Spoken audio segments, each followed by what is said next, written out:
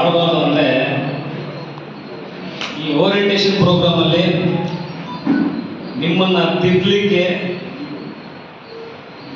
ಕೆಲವೊಂದು ವಿಚಾರಗಳನ್ನು ಹಂಚ್ಕೊಳ್ಳಿಕ್ಕೆ ಎಲ್ಲರೂ ಸೇರಿದ್ದಾರೆ. ಆ ವಿಷಯಗಳೆಲ್ಲ ನಿಮ್ಮ ಒಂದು ತಲೆಯಲ್ಲಿ ನಾಟಬೇಕು ಅನ್ನೋ ಒಂದು ಉದ್ದೇಶದಿಂದ ಇವೆಲ್ಲ ಸೇರಿದ್ದಾರೆ. ಹಾಗಾಗಿ ಇಲ್ಲಿ ಸೌಂಡ್ ಮಾಡಿದ್ರೆ ಪೊಲ್ಯೂಷನ್ ಆಗುತ್ತೆ ಅಷ್ಟೇ, ಕೇಳಿಸೋದಿಲ್ಲ. ಅದರಿಂದ ಎಲ್ಲರಲ್ಲಿ ನಾನು ರಿಕ್ವೆಸ್ಟ್ ಮಾಡ್ತೀನಿ, ಯಾರೇ ಮಾತಾಡೋದು ಕೂಡ ತಾವು ಗಮನವಿಟ್ಟು ಕೇಳಬೇಕು, ಒಳ್ಳೆಯದನ್ನು ಗ್ರಹಿಸಬೇಕು ಅಂತ ಹೇಳ್ತಾ ಈ ಒಂದು ಓರಿಯಂಟೇಷನ್ ಕಾರ್ಯಕ್ರಮಕ್ಕೆ ವೇದಿಕೆ ಮೇಲೆ ಬಹುಮುಖ್ಯವಾಗಿ ಈ ಕಾಲೇಜಿನ ಪ್ರಾಂಶುಪಾಲರಾದ ಶ್ರೀ ಡಾಕ್ಟರ್ ಮುನಿವೆಂಕಟಪ್ಪ ಸರ್ ಅವರು ನಮಗೆ ಈ ಒಂದು ಅವಕಾಶವನ್ನು ಕೊಟ್ಟಿದ್ದಾರೆ. ಅದಕ್ಕಾಗಿ ಮೊದಲಿಗೆ ಅವರಿಗೆ ನಾನು ತುಂಬ ಹೃದಯದ ಧನ್ಯವಾದಗಳನ್ನು ನಾನು ತಿಳಿಸ್ತೀನಿ ಸರ್. ಅದೇ ರೀತಿಯಾಗಿ ವೇದಿಕೆ ಮೇಲೆ ಸಂಪನ್ಮೂಲ ವ್ಯಕ್ತಿಗಳು, ಶಾಲಾ ಕಾಲೇಜಿನ ಬೋಧಕ ವರ್ಗದವರು ಎಲ್ಲರೂ ಕೂಡ ವೇದಿಕೆ ಮೇಲೆ ಇದ್ದೀರಿ.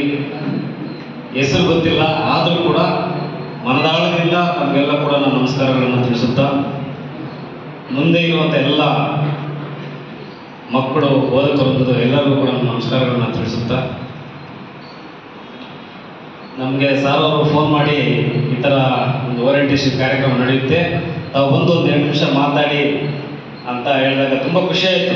ಯಾಕಂತಂದರೆ ನಮ್ಮದು ಒಂದು ಪ್ರಗತಿ ಚಾರಿಟೇಬಲ್ ಟ್ರಸ್ಟ್ ಅಂತ ಇಟ್ಕೊಂಡು ಎಸ್ಪೆಷಲಿ ಎಜುಕೇಷನ್ಗೆ ನಾವು ಕೆಲಸ ಮಾಡ್ತಾ ಇದ್ದೀವಿ. ಈ ಕಾಲೇಜಲ್ಲಿ ಕೂಡ ಸಣ್ಣ ಪುಟ್ಟ ಸೇವಾ ಕಾರ್ಯಕ್ರಮಗಳನ್ನು ಕೂಡ ನಾವು ಮಾಡಿದ್ದೀವಿ. ಆಮೇಲೆ ಪ್ರಾಥಮಿಕ ಶಿಕ್ಷಣಕ್ಕೆ ಹೆಚ್ಚು ಒತ್ತು ಕೊಟ್ಟು ಆ ಒಂದು ಮಟ್ಟದಲ್ಲಿ ಶಿಕ್ಷಣವನ್ನು ಬಲಪಡಿಸಬೇಕು ಅಂತ ಹೇಳ್ಬಿಟ್ಟು ಸರ್ವಿಸನ್ನು ಮಾಡ್ತಾ ಇದ್ದೀವಿ. ಶಿಕ್ಷಣವನ್ನು ಯಾಕೆ ಬಲಪಡಿಸಬೇಕು ಅಂತಂದರೆ, ಅದಕ್ಕೆ ನಾನು ಈ ರೀತಿ ನಾನು ಡಿಫೈನ್ ಮಾಡಬಲ್ಲೆ. ಪ್ರತಿಯೊಬ್ಬರಿಗೂ ಕೂಡ ಈಗ ಒಂದು ಮಹನೀಯರು ಹೇಳಿದ್ದನ್ನು ನಾನು ಮತ್ತೆ ನಿಮಗೆ ಕಾಪಿ ಮಾಡಿ ಹೇಳ್ತಾ ಇದ್ದೀನಿ. ಆ 24 ಗಂಟೆಗಳಲ್ಲಿ ಏನು ಒಂದು 8 ಅವರ್ಸ್ ಸ್ಲೀಪ್ ಟೈಮ್ ಏನಿರುತ್ತೆ, ಅದು ಪ್ರತಿಯೊಬ್ಬ ಕಾಮನ್ ಎಲ್ಲ ವ್ಯಕ್ತಿಗಳು ಕೂಡ ಅದೊಂಥರ ರಿಲ್ಯಾಕ್ಸ್ ಆಗುವಂಥ ಒಂದು ಸಮಯ, ಅದು ಮೈನಸ್ ಮಾಡಬೇಕಾಗಿರುವಂಥ ಒಂದು ಸಮಯ. ಆ ಒಂದು 8 ಅವರ್ಸಲ್ಲಿ ನಾವೇನು ಅಚೀವ್ ಮಾಡಿಕೊಳ್ಳೋದಕ್ಕೆ ಯೂಸ್ ಮಾಡ್ಕೋಬಾರ್ದು ಅನ್ನೋದು ಇದರ ಒಂದು ಪಾಯಿಂಟು. ಆ 8 ಅವರ್ಸನ್ನು ನಾವು ತೆಗೆದಾಗ ಇನ್ನು ಇರೋದು ಕೇವಲ 16 ಅವರು. ಈ 16 ಅವರಲ್ಲಿ ನಾವೇನೆಲ್ಲ ಅಚೀವ್ ಮಾಡ್ತೀವಿ, ನಾವು ಏನು ಆಗಬೇಕು ಮುಂದೆ ಅನ್ನೋದನ್ನು ನಾವು ಆಲೋಚನೆ ಮಾಡಿಕೊಂಡ್ರೆ, ನಾವು ಯಾವ ರೀತಿ ಬೆಳಿಬೇಕು, ಯಾವ ರೀತಿ ಡಿಫೈನ್ ಆಗಬೇಕು, ಯಾವ ರೀತಿ ಮುಂದೆ ರೀಚ್ ಆಗಬೇಕು, ಗೋಲ್ಸ್ ಅಚೀವ್ ಮಾಡಬೇಕು ಅಂತ ನಾವೇನಾದರೂ ಆ ಒಂದು ಕನಸನ್ನು ಕಟ್ಕೊಂಡ್ರೆ, ಅದನ್ನು ರೀಚ್ ಮಾಡಲಿಕ್ಕೆ ನಮ್ಗೆ ಉಳಿದಿರುವಂಥ 16 ಅವರನ್ನು ನಾವು ಸದ್ಬಳಕೆ ಮಾಡ್ಕೋಬೇಕು. ಆವಾಗ ನಾವೇನಾಗುತ್ತೆ ಅಂದರೆ, ನಾವು ಅಂದುಕೊಂಡಿರೋ ಡ್ರೀಮ್ಗೆ ನಾವು ರೀಚ್ ಆಗಲಿಕ್ಕೆ ಅನುಕೂಲ ಆಗುತ್ತೆ. ಸೊ ಇವೆಲ್ಲ ಕೂಡ ರೀಚ್ ಆಗ್ಬೇಕಂತಂದ್ರೆ ಕಾಮನ್ ಆಗಿ ಕೂತ್ಕೊಂಡಿರೋ ಜಾಗದಲ್ಲಿ ಏನು ಹೇಳ್ತಾರೆ ಅಂತಂದ್ರೆ, ವಿತೌಟ್ ಎಜುಕೇಶನ್ ಇವೆಲ್ಲ ಅಚೀವ್ ಮಾಡ್ಲಿಕ್ಕೆ ಸಾಧ್ಯ ಆಗೋದಿಲ್ಲ. ಸೊ ಹಾಗಾಗಿ ನಾವೇನ್ ಮಾಡ್ತಾ ಇರ್ತಂದ್ರೆ, ಎಜುಕೇಶನ್ ತುಂಬಾ ಮೇನ್ ರೋಲ್, ಒಬ್ಬ ವ್ಯಕ್ತಿಯ ಒಂದು ಜೀವನದಲ್ಲಿ ಮೇನ್ ರೋಲ್ ಏನಪ್ಪಾ ಅಂತಂದ್ರೆ ಎಜುಕೇಶನ್.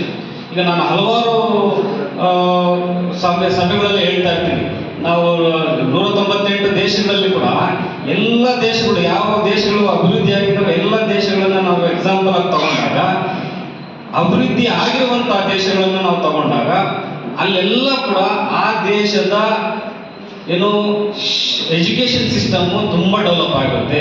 ಒಂದು 100% ಎಜುಕೇಶನ್ ರೀಚ್ ಆಗಿರುತ್ತೆ. ಯಾವ ದೇಶದಲ್ಲಿ ಎಜುಕೇಶನ್ 100% ಅಚೀವ್ಮೆಂಟ್ ಇರುತ್ತೋ ಆ ದೇಶ ಎಲ್ಲ ರಂಗಗಳಲ್ಲೂ ಕೂಡ 100% ಅಚೀವ್ ಆಗುತ್ತೆ. ಸೊ ಹಾಗಾಗಿ ಈಗ ನಮ್ಮ ದೇಶಕ್ಕೆ ನಾವು ಬಂದಾಗ ಇನ್ನೂ ಈಗ ನಾವು ಕೆಲವೊಂದು ದೇಶಗಳಿಗೆ ನಾವು ಕಂಪ್ಯಾರಿಸನ್ ಅನ್ನ ಮಾಡಿಕೊಳ್ಳೇಬೇಕಾಗುತ್ತೆ. ಈಗ ಏನಪ್ಪಾ ಅಂತಂದ್ರೆ, ಒಂದು ಶರ್ಟ್ ತಗೋಬೇಕಾದ್ರೂ ಕೂಡ ನಾವು ಬೇರೆ ಕ್ವಾಲಿಟಿ ಶರ್ಟ್ ಹೇಗಿದೆ, ನಾನು ಹಾಕೊಳ್ಳೋ ಶರ್ಟ್ ಹೇಗಿದೆ, ನಾನು ಹಾಕೊಳ್ಳೋ ಡ್ರೆಸ್ ಹೇಗಿದೆ ಅಂತ ಒಂದು ಕಂಪ್ಯಾರಿಸನ್ ಬೇಕು ಮನುಷ್ಯನಿಗೆ. ಈಗ ಬೇರೆಯವ್ರ ಲೈಫ್ ಸ್ಟೈಲ್ ಹೆಂಗಿದೆ, ನಮ್ಮ ಲೈಫ್ ಸ್ಟೈಲ್ ಹೆಂಗಿದೆ, ಬೇರೆಯವ್ರ ಮನೆ ಯಾವ ರೀತಿ ಇದೆ, ನಮ್ಮ ಮನೆ ಯಾವ ರೀತಿ ಇದೆ, ಇದನ್ನ ನಾವು ಒಂದು ಮಿರರ್ ತರ ನಾವು ನೋಡ್ಕೊಳ್ಬೇಕಂತಂದ್ರೆ ನಮ್ಗೊಂದು ಕಂಪ್ಯಾರಿಸನ್ ಬೇಕು. ಈಗ ನಮ್ಮ ದೇಶ ಕೂಡ ನಾವೇನು ಇನ್ನೂ ಇವಾಗ ಏನು ಡೆವಲಪ್ ಆಗಿದ್ದೀವಿ, ಇನ್ನೂ ಹಲವಾರು ರೀತಿಯಲ್ಲಿ ಡೆವಲಪ್ ಆಗ್ಬೇಕಂತಂದ್ರೆ ಬೇರೆ ಒಂದು ದೇಶಗಳನ್ನು ನಾವು ಕಂಪ್ಯಾರಿಸನ್ ತಗೋಬೇಕಾಗುತ್ತೆ. ಈಗ ಆ ದೇಶದ, ನಮ್ಮ ದೇಶ ಆಗಲಿ ಬೇರೆ ದೇಶ, ಯಾವ ದೇಶದ ಡೆವಲಪ್ಮೆಂಟ್ ಕೂಡ ಆ ದೇಶದ ಒಂದು ಯೂತ್ ಮೇಲೆ ಡಿಪೆಂಡ್ ಆಗಿರುತ್ತೆ. ಈಗ ಕಂಪ್ಯಾರಿಸನ್ಗೆ ನಾವು ಚೈನಾ ತಗೊಂಡಾಗ ಅಥವಾ ಬೇರೆ ದೇಶಗಳು ತಗೊಂಡಾಗ ಆ ದೇಶಗಳ ಒಂದು ಯೂತ್ ಇನ್ವಾಲ್ವ್ಮೆಂಟ್, ಆ ದೇಶವನ್ನು ಅಭಿವೃದ್ಧಿ ಪಡಿಸೋದಲ್ಲಿ ಪ್ರತಿಯೊಂದು ಸೆಕ್ಟರ್ ಅಲ್ಲಿ ಆ ಯೂತ್ ಇನ್ವಾಲ್ವ್ಮೆಂಟ್ ಸಿಗ್ತಾ ಇರುವಂತ ಒಂದು ಪ್ರಾಶಸ್ತ್ಯ ಏನು ಉದ್ದೇಶನ ಹೇಗಿದೆ ಅಂತಂದ್ರೆ ಆ ದೇಶಕ್ಕೆ ಒಂದು ಪೂರಕ, ಅದು ಆ ಡೆವಲಪ್ಮೆಂಟ್ಗೆ ಅದು ಪೂರಕ. ಹಾಗಾಗಿ ನಮ್ಮ ದೇಶದಲ್ಲೂ ಕೂಡ ಏನಪ್ಪಾ ಅಂತಂದ್ರೆ ಈಗ ಏನು ಡಿಗ್ರಿಗೆ ಫಸ್ಟ್ ಇಯರ್ ಡಿಗ್ರಿ ನೀವೆಲ್ಲ ಕೂಡ ಸೇರಿದ್ರಿ, ಈ ಒಂದು ಸ್ಟೆಪ್ ನೀವು ಈಗ ಕೆಲವರು ಏನ್ ಮಾಡ್ತಾರೆ ಅಂದ್ರೆ 16 ಅಮೆರಿಕ ಏನ್ ಮಾಡುತ್ತಂದ್ರೆ ಒಂದು 250, 240, 390, 290 ವರೆಗೂ ಅವರು ಒಂದೊಂದು ಒಲಿಂಪಿಕ್ಸ್ ಅಲ್ಲಿ ಗೋಲ್ಡ್ ಮೆಡಲ್ಸ್ ಹೊಡಿತಾರೆ. ಆದ್ರೆ ಅದು ಕಾಂಪಿಟಿಷನ್ ಆಗಿ ಈ ಕಡೆಯಿಂದ ಚೈನಾ, ಜಪಾನ್, ಕೊರಿಯಾ ಈ ಕಡೆ ಎಲ್ಲ ಬರ್ತಾರೆ, ಕಾಂಪಿಟಿಷನ್ ಆಗಿ ಮೆಡಲ್ಸ್ ಅನ್ನ ತಗೊಳ್ತಿದ್ದಾರೆ. ಈಗ ನಮ್ಮ ಇಂಡಿಯಾದಲ್ಲಿ ನೋಡ್ಕೊಂಡಾಗ ನಮ್ಗೆ ಬೆರಳಿಕೆ ಅಷ್ಟೇ ನಮ್ಗೆ ಏನೋ ಮೆಡಲ್ಸ್ ಅನ್ನ ಸಿಗ್ತಾ ಇದೆ. ಕಾರಣ ಏನಪ್ಪಾ ಅಂತಂದ್ರೆ ಇನ್ವಾಲ್ವ್ಮೆಂಟ್ ಕಡಿಮೆ ಅಂದ್ರೆ ಇವಾಗ ನೀವೆಲ್ಲ ಕೂಡ ಓದೋರ ಜೊತೆಗೆ ಸ್ಪೋರ್ಟ್ಸ್ ಅಲ್ಲಿ ಕೂಡ ನೀವು ಇನ್ವಾಲ್ವ್ಮೆಂಟ್ ತೋರಿಸ್ಬೇಕು. ದೇಶವನ್ನ, ರಾಜ್ಯವನ್ನ ರೆಪ್ರೆಸೆಂಟ್ ಮಾಡಬೇಕು. ರೆಪ್ರೆಸೆಂಟ್ ಮಾಡಿದಾಗ ಆ ದೇಶಕ್ಕೆ ಒಂದು ಏನೋ ರೆಸ್ಪೆಕ್ಟ್ ಬರುತ್ತೆ, ನಿಮ್ಮ ಫ್ಯಾಮಿಲಿಗೆ ರೆಸ್ಪೆಕ್ಟ್ ಬರುತ್ತೆ, ನಿಮ್ಮ ಕರಿಯರ್ ಕೂಡ ಡೆವಲಪ್ ಆಗುತ್ತೆ. ಈಗ ಎಷ್ಟು ನಾವು ಓದೋದ್ರಲ್ಲಿ ಕರಿಯರ್ ಡೆವಲಪ್ ಆಗ್ತೀವೋ ಅಷ್ಟೇ ಕರಿಯರ್ ಸ್ಪೋರ್ಟ್ಸ್ ಅಲ್ಲಿ ಕೂಡ ಇರುತ್ತೆ. ಇವೆಲ್ಲ ಕೂಡ ನಿಮ್ಗೆ ಸಿಗುವಂತ ಅವಕಾಶ ಏನಿದೆ ಇವೆಲ್ಲ ಕೂಡ ಬೆಳ್ಕೊಳ್ಳೋದಕ್ಕೆ ನಿಮ್ಗೆ ಎಲ್ಲ ಅವಕಾಶ ಸಿಗುತ್ತಂದ್ರೆ ಈ ಸ್ಥಾನದಲ್ಲಿ ನಿಮ್ಗೆ ಅವಕಾಶ ಸಿಗುತ್ತೆ. ಆದ್ರಿಂದ ಬಂಧುಗಳೇ, ವಿದ್ಯಾರ್ಥಿಗಳೇ, ನಾನು ನಿಮ್ಮಲ್ಲಿ ರಿಕ್ವೆಸ್ಟ್ ಮಾಡೋದೇನಂತಂದ್ರೆ ಈ ಒಂದು ಸಮಯವನ್ನು ದಯವಿಟ್ಟು ನೀವು ಹಾಳು ಮಾಡಕ್ ಹೋಗ್ಬೇಡಿ. ಹಾಳು ಮಾಡಿದ್ರೆ ಎಫೆಕ್ಟಿವ್ ಆಗಿ ಯಾರು ಯುಟಿಲೈಸ್ ಮಾಡ್ಕೊಳ್ತಾರೋ ಡೆಫಿನೆಟ್ ಆಗಿ ಅವರು ಸಕ್ಸಸ್ಫುಲ್ ಪರ್ಸನ್ ಆಗೇ ಆಗ್ತಾರೆ. ನಿಮ್ಮನ್ನೆಲ್ಲ ಸಕ್ಸಸ್ ಮಾಡಲಿಕ್ಕೆ ಎಷ್ಟೆಲ್ಲ ವರ್ಗದವರು, ನಮ್ಮ ಬೋಧಕ ವರ್ಗದವರು ಎಫರ್ಟ್ ಆಗ್ತಿದ್ದಾರೆ. ಪ್ರತಿಯೊಂದು ಸಬ್ಜೆಕ್ಟ್ ಅಲ್ಲಿ ನಿಪುಣರಿದ್ದಾರೆ ಅವರು. ಅಂತವ್ರ ಹತ್ರ ನೀವು ಕಲಿಯೋದು ಒಂದು ಅದೃಷ್ಟನೇ ಅಂತ ನಾವು ಭಾವಿಸ್ಬೇಕಾಗುತ್ತೆ ನೀವು. ಹಾಗಾಗಿ ನಿಮ್ದು ಏನಿದೆ ಎಲ್ಲ ಕೂಡ ಒಂದು ಕಾನ್ಸಂಟ್ರೇಷನ್ ಮಾಡಿ, ಅಚೀವ್ಮೆಂಟ್ ಮಾಡಿ, ಪ್ರತಿಯೊಬ್ಬರು ರಾಜಕೀಯ ರಂಗದಲ್ಲಿ, ಅರ್ಥಶಾಸ್ತ್ರ ರಂಗದಲ್ಲಿ, ಪ್ರತಿಯೊಂದು ಸೈನ್ಸ್ ಆಗಿರ್ಬೋದು, ಪ್ರತಿಯೊಂದು ರಂಗದಲ್ಲೂ ಕೂಡ ನೀವು ಬೆಳ್ಕೋಬೇಕು, ಉನ್ನತ ಶಿಖರಕ್ಕೆ ರೀಚ್ ಆಗಬೇಕು ಅಂತ ಬಯಸ್ತಾ, ಅದೇ ರೀತಿಯಾಗಿ ಯಾವುದೋ ಒಂದು ಕೋಟ್ ಕೂಡ ನಾನು ಓದ್ತಾ ಇದ್ದೆ. ಏನಪ್ಪಾ ಅಂತಂದ್ರೆ ನಿಮಗೆ ಕೆಲವರಿಗೆ ಗೊತ್ತೇ ಇರುತ್ತೆ, ಇಲಾನ್ ಮಸ್ಕ್ ಅಂತ ಹೇಳ್ಬಿಟ್ಟು ಎಲ್ಲ ಹುಡುಗರೆಲ್ಲ ಗೊತ್ತಿರುತ್ತೆ. ಸೊ ಅವರು ಒಂದು ಕೋಟ್ ಹೇಳ್ತಾರೆ, ಏನಪ್ಪಾ ಅಂತಂದ್ರೆ ಧರ್ಮದ ಬಗ್ಗೆ ಕಾನ್ಸಂಟ್ರೇಷನ್ ಜಾಸ್ತಿ ಇದ್ದಾಗ ಅಲ್ಲಿ ಎಜುಕೇಶನ್ ಡೌನ್ ಆಗುತ್ತೆ, ಆಮೇಲೆ ಬರ್ತ್ ರೇಟ್ ಜಾಸ್ತಿ ಆಗುತ್ತೆ, ಇನ್ಕಮ್ ಡೌನ್ ಆಗುತ್ತೆ ಅಂತ. ಸೊ ನಾವೆಲ್ಲ ಕೂಡ ಏನ್ ಫಾಲೋ ಅಪ್ ಮಾಡ್ಬೇಕಂತಂದ್ರೆ ಪ್ರತಿಯೊಬ್ಬರಿಗೂ ಧರ್ಮ ಬೇಕು, ಧರ್ಮ ಇಟ್ಕೊಳ್ಳೋಣ. ಆದ್ರೆ ಧರ್ಮಕ್ಕೂ ಮೀರಿ ಏನ್ ಬೇಕಪ್ಪ ಅಂತಂದ್ರೆ ಧರ್ಮಕ್ಕೂ ಮೀರಿ ಎಜುಕೇಶನ್ ಬೇಕು, ಧರ್ಮಕ್ಕೂ ಮೀರಿ ಇನ್ಕಮ್ ಬೇಕು, ಧರ್ಮಕ್ಕೂ ಮೀರಿ ದೇಶದ ಅಭಿವೃದ್ಧಿ ಬೇಕು, ದೇಶ ಪ್ರೇಮ ಬೇಕು. ಸೊ ಹಾಗಾಗಿ ಪ್ರತಿಯೊಂದನ್ನು ಕೂಡ ಬ್ಯಾಲೆನ್ಸ್ ಮಾಡುವಂತ ಶಕ್ತಿ, ಬ್ಯಾಲೆನ್ಸ್ ಮಾಡುವಂತ ನೈಪುಣ್ಯ ಕಲಿಯುವಂತ ಜಾಗ ಇದೆ. ಸೊ ಹಾಗಾಗಿ ನೀವೆಲ್ಲರೂ ಕೂಡ ಆ ಒಂದು ಬ್ಯಾಲೆನ್ಸ್ ಅನ್ನ ಕಲಿತೀರಾ, ಆ ಬ್ಯಾಲೆನ್ಸ್ಡ್ ಮೈಂಡ್ ಸೆಟ್ ಅನ್ನ ಬೆಳೆಸ್ಕೊಂಡು ದೇಶಕ್ಕೆ ಉನ್ನತವಾದಂತ ಒಂದು ಹೆಸರು ತಗೋ ಬರ್ತೀರಾ. ಪ್ರತಿಯೊಂದು ವಿಷಯದಲ್ಲೂ ಕೂಡ ನೀವು ಬೆಳೀತೀರಾ ಅಂತ ಭಾವಿಸಿ, ನನಗೆ ನಮ್ಮ ಮುನಿಯಪ್ಪ ಸರ್ ಅವರು ಈ ಒಂದು ದೊಡ್ಡ ಅವಕಾಶ ಅಂತ ನಾನು ಭಾವಿಸ್ತೀನಿ. ಈ ಒಂದು ಕಿರುನುಡಿಗಳನ್ನ ಮಾತಾಡಲಿಕ್ಕೆ ಅವಕಾಶ ಕೊಟ್ಟಿರ್ತಾರೆ. ಅವರಿಗೆ ನಾನು ಅನಂತ ಧನ್ಯವಾದಗಳನ್ನು ತಿಳಿಸಿ ನನ್ನ ಎರಡು ಮಾತನ್ನು ಮುಗಿಸಿ ನಾನು ನಮಸ್ಕಾರಗಳನ್ನು ತಿಳಿಸ್ತಾ ಇದ್ದೀನಿ. ಎಲ್ಲರಿಗೂ ಒಳ್ಳೆಯದಾಗಲಿ. Thank you so much. 19 years ಬಂದಾಗ ನಾನು 19 ಇಯರ್ಸ್ ಬಂದಿದ್ದೀನಿ, ನನಗೆ ಎಂಜಾಯ್ ಮಾಡುವಂಥ ಲೈಫ್ ಇದು, ತುಂಬ ರೀಲ್ಸ್ ಮಾಡುವಂಥ ಏಜು, ಟ್ರಿಪ್ ಹೋಗುವಂಥ ಏಜು, ಮತ್ತೆ ಬೈಕ್ ಸ್ಟಂಟ್ ಮಾಡುವಂಥ ಏಜು, ರೇಸ್ ಮಾಡುವಂಥ ಏಜು, ಈಗ ನಾನು ಮಿಸ್ ಆದ್ರೆ ಮತ್ತೆ ಏಜ್ ಸಿಗಲ್ಲ ಅಂತ ನೀವು ಅಂದ್ಕೊಂಡ್ರೆ ಅದು ಖಂಡಿತ ತಪ್ಪು.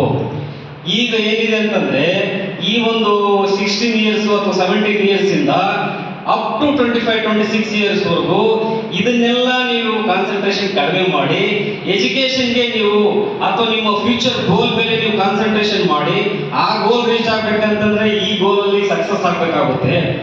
ಅಷ್ಟು ವರ್ಷಗಳನ್ನ ನಿಮ್ಮ ಒಂದು ಪ್ರೈಮ್ ಟೈಮ್ ಅಂತ ನಾವು ಕರಿತೀವಿ.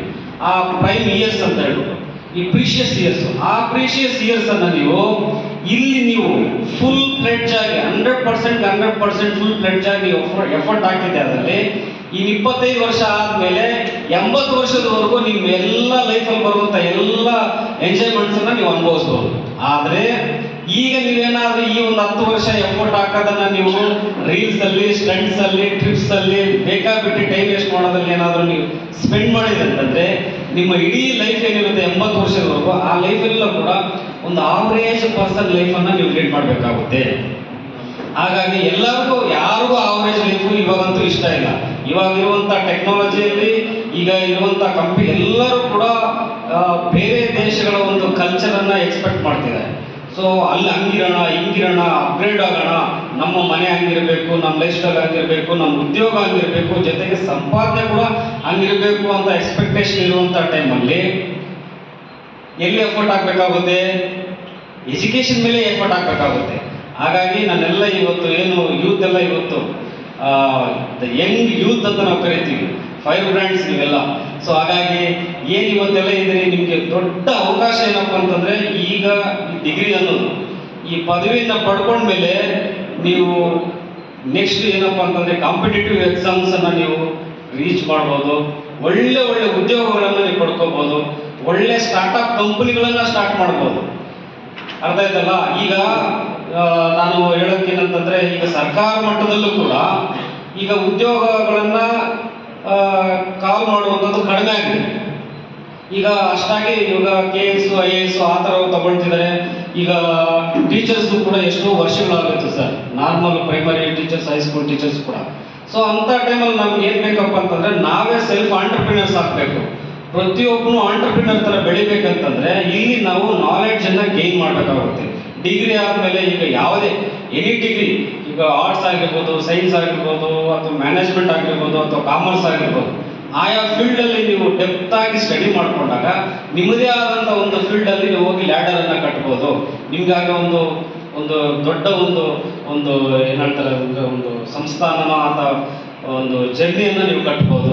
ಸೊ ಹಾಗಾಗಿ ಪ್ರತಿಯೊಬ್ಬರು ಕೂಡ ಈ ಕಡೆ ಎಲ್ಲ ಇವತ್ತು ಹೆಣ್ಮಕ್ಳು ಕೂಡ ನಾನು ಹೇಳಬಲ್ಲೆ, ನಮ್ಮ ದೇಶದಲ್ಲಿ ಈಗ ಪ್ರತಿಯೊಬ್ಬರು ಇವಾಗ ನೀವು